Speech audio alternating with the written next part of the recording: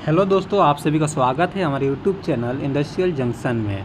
और आज का टॉपिक है how to check tensile strength of any kind of aluminium section. तो देखिए दोस्तों, ये हमारे पास यूटीएम मशीन है जो यूनिवर्सल टेस्टिंग मशीन होता है। तो ये देखिए, इसके 3 हेड होते हैं, अपर हेड, मिडिल हेड और डाउन हेड।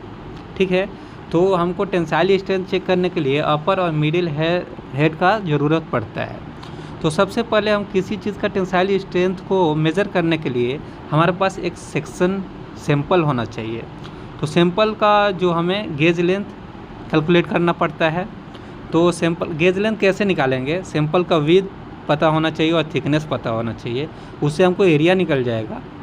ठीक है, उसके बाद हमको गेज लेंथ निकल जाएगा जो ये फार्मूला में दिया हुआ है।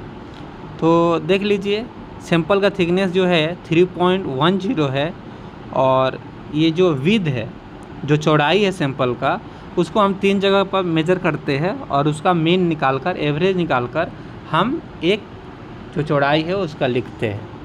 ठीक है, तो देखिए हमको सैंपल का चौड़ाई भी पता चल जाएगा।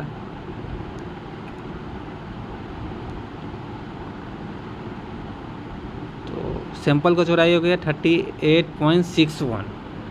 तो हमको चौड़ाई लिख देना है 38.61। ठीक है, ये सब मेरा mm में है। तो एरिया भी निकल जाएगा, दोनों का मल्टीप्लाई कर देंगे तो मेरा एरिया निकल जाएगा। तो इसमें हम लोग सब कुछ सीखेंगे प्रैक्टिकल के साथ। अगर कुछ भी आपको डाउट हो तो मुझे प्लीज़ कमेंट करके इन्फॉर्म कीजिएगा। मैं कोशिश करूँगा आपका जितना भी डाउट हो इसमें क्लियर कर सकूँ। ठीक है,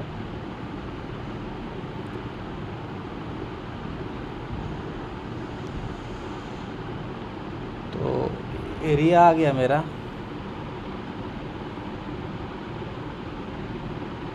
तो एरिया 119.69 आ गया। तो उसे गेज लेंथ निकल जाएगा। तो गेज लेंथ का फॉर्मूला देख लीजिए क्या है, 5.65 अंडर रूट एरिया। ठीक है, ये mm² होगा। ठीक है, तो चलिए इंटू 5.65, तो मेरा 61.8 आ गया।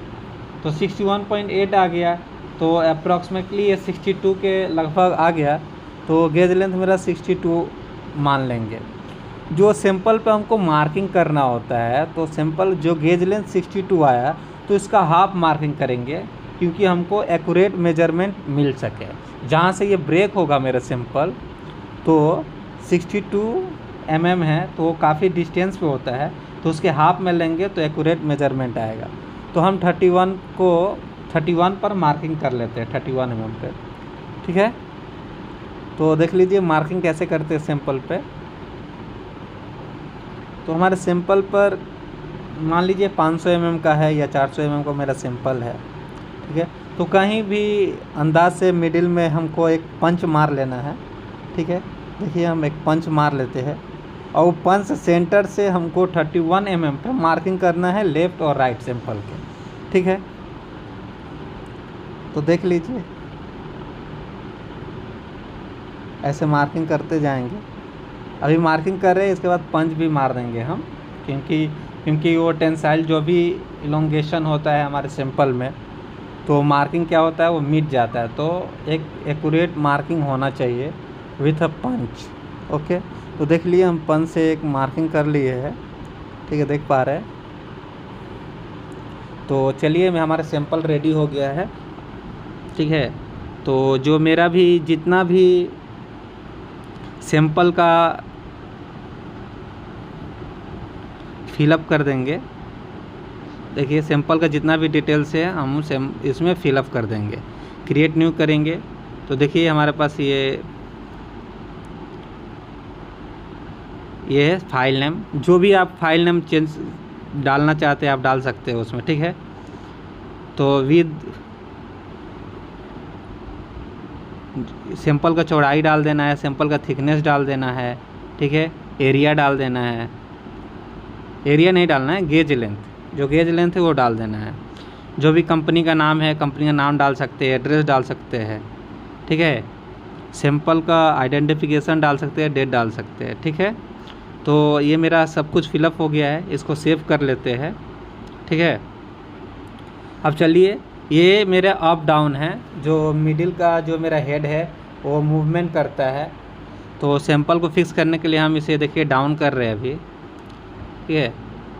तो सैंपल को मेरा अपर जो हेड होता है उसमें फिक्स करना होता है, ओके। अपर हेड में फिक्स कर लेंगे, डाउन जो हेड है, मिडिल वाला जो हेड है उसमें फिक्स नहीं करना पड़ता है। फिक्स करेंगे इन प्रोसेस। देखिए ये मेरा सैंपल ये व्हील के साथ फिक्स हो जाएगा, और इसको मिडिल में रखना है हमको। तो देखिए मेरा सैंपल फिक्स हो गया। अभी ज़्यादा डाउन है तो मिडिल वाला जितना भी जो हेड है उसको अप करेंगे, अप के द्वारा।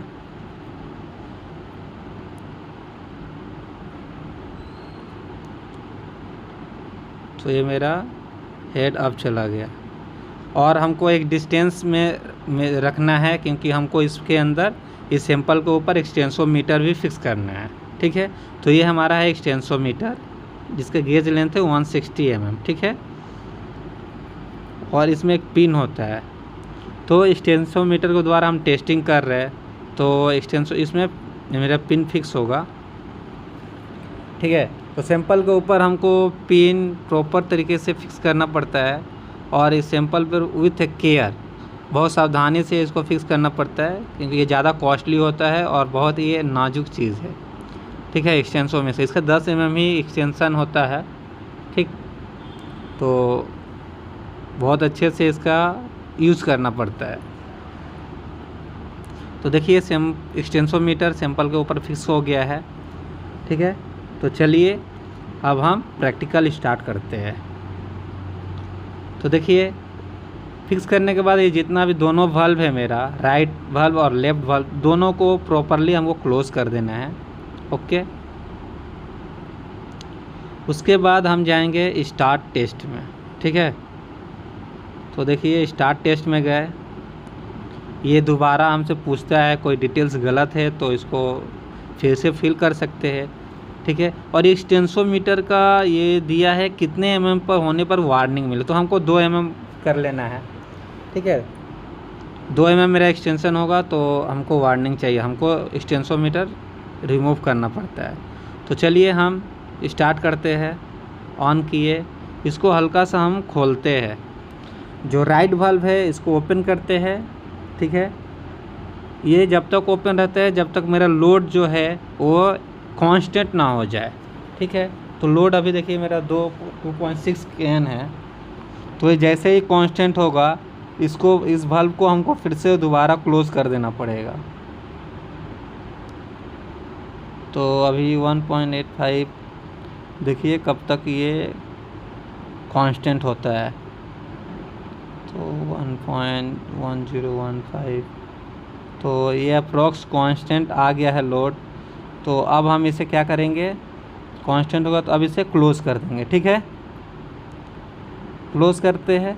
अब जो ये मेरा टेयर, लोड और स्टार्ट टेस्ट, ये दोनों करते हुए इसको हमको अब नीचे वाला जो मेरा मिडिल ये है इसको हमको क्लोज़ करके रखना पड़ेगा। टेयर और स्टार्ट टेस्ट करेंगे, उसके साथ ही साथ जो एक्सटेंसोमीटर में मेरा पिन लगा होता है ना दोस्तों, इस पिन को भी रिमूव करना है। उसके बाद वाल्व को ओपन करेंगे, ठीक है। तो वाल्व हम ओपन कर चुके हैं, देखिए मेरा ग्राफ स्टार्ट हो गया है, ठीक है। और इसमें और एक बात देखिए, अब मेरा नीचे वाला भी लोड में आ गया है, ठीक है। अब मेरा प्रैक्टिकल स्टार्ट हो गया है, लोड आ गया, देखिए 6, 8, 9, 10, 12, 13, देखिए मेरा लोड बढ़ रहा है, कितना लोड बढ़ रहा है, ठीक है।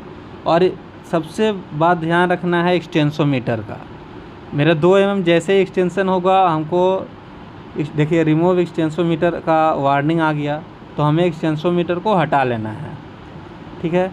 बहुत सावधानी से हटाना है, और वेट फॉर सैंपल ब्रेकिंग।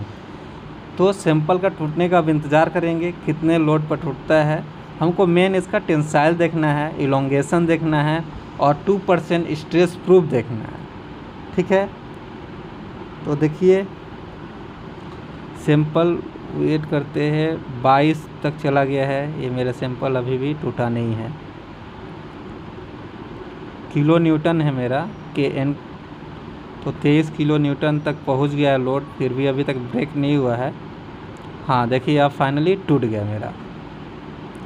ठीक है, तो टूटने के बाद देखिए आपका इसमें आ जाएगा। तो हमको फाइनल गेज लेंथ फिलअप करना है। जो फाइनल गेज लेंथ होगा, जो पहले का गेज लेंथ था 62, तो उससे ज़्यादा होगा, क्योंकि अब इसमें मेरा जो सैंपल है इसमें कुछ एक्सटेंशन बढ़ जाता है, इलोंगेशन। तो ये देखिए ये 71 आ रहा, और दूसरा 1 मिनट, इसको प्रॉपर अच्छे से हमको रख लेना पड़ता है।